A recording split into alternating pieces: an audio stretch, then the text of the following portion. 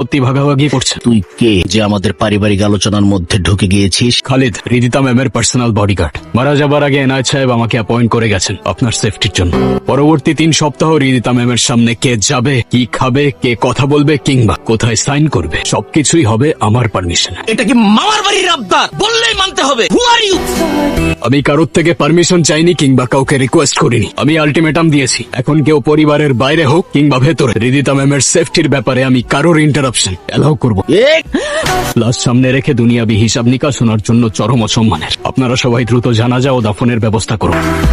Ma'am একটু খেয়ে নে। খাবার এসব নিয়ে যাও। আমার শরীর টিকলো কি না টিকলো তাতে এখন আর কিছুই যায় আসে না। যায় আসে ম্যাম, আপনার শরীর না টিকলে আমার কন্ট্যাক্ট ব্রিচ হবে। আর অসুস্থ কিংবা মৃত ব্যক্তিকে নিরাপত্তা দেওয়ার থেকে সুস্থ ব্যক্তিকে নিরাপত্তা দেওয়া অধিক কার্যকর। আপনি কি মানুষের সাথে এইভাবেই কথা বলেন? আমি তথ্যের ভিত্তিতে কথা বলি ম্যাম। আর তথ্য হচ্ছে আপনার গ্লুকোজ লেভেল কমে গেলে রিফ্লেক্স লো হয়ে যাবে, বিপদের সময় আপনি দৌড়াতে পারবেন না। আর এতে আমার কাজের ক্ষতি হবে, তাই আপনার খাওয়া উচিত। তুমি যেভাবে ভাবছো ওইভাবে কিচ্ছু হবে না। এমএ সাইন করবে না। ওসিয়তনামায় সাইন নেওয়ার সময় তুমি ওকে দেখেছো? তারপর যখন বডিগার্ড না কি আসলো ওকে দেখেছো? একদম চুপ ছিল, যেন সব ফোন দিয়ে আগের থেকে এটে রেখেছে। কালকে যদি মা তুমি আমাকে না থামাতে, আমি এর শেষ দেখে ছাড়তাম। মানে যা করার আপোষে করতে হবে, জোর জবস্তি করে কিছু করা যাবে না। যদি পাড়া প্রতিবেশী আর আত্মীয় স্বজন সন্দেহ করে না, বিরাট একটা ঝামেলা হয়ে যাবে। স্যার, ওদিকে সব ঠিক আছে তো? জি স্যার। শোনো, ও কিন্তু আমার খুব ঘনিষ্ঠ বন্ধুর মেয়ে। তুমি থাকতে ওর যেন কোনো অসুবিধা না হয়। আপনি নিশ্চিন্তে থাকুন, আমার নজর এড়িয়ে কোনো বিপদ ওনার অব্দি পৌঁছাবে না।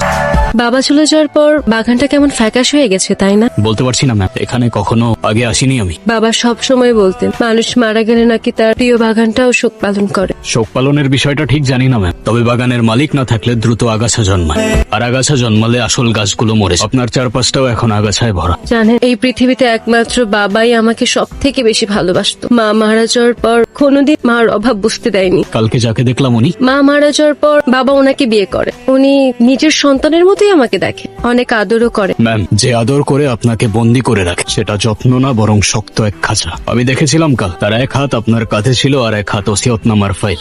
আপনি কি সত্যি বিশ্বাস করেন যে মা আপনাকে ভালোবাসে? সে আপনার বাবার লাশের সামনে সম্পত্তির হিসাব কষতে পারে?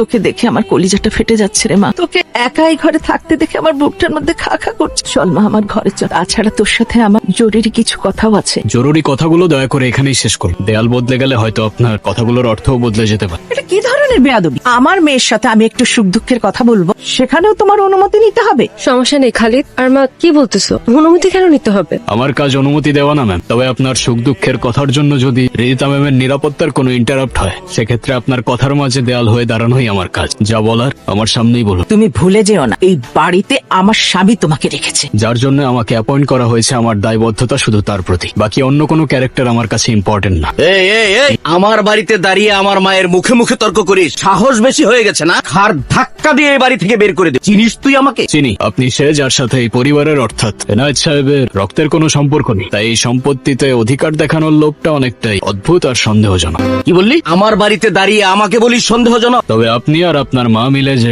সম্পত্তির নাটকটা সাজাচ্ছেন সেটার স্ক্রিপ্টটা বেশ পুরনো।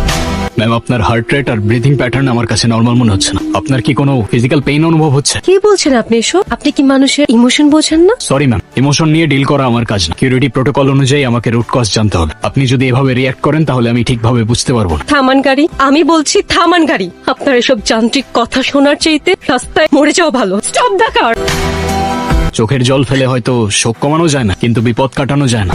আপনার এই চোখের জল আর ভেঙে পড়া কান্না আপনার শত্রুদের জন্য সবচেয়ে বড় হাতিয়ার।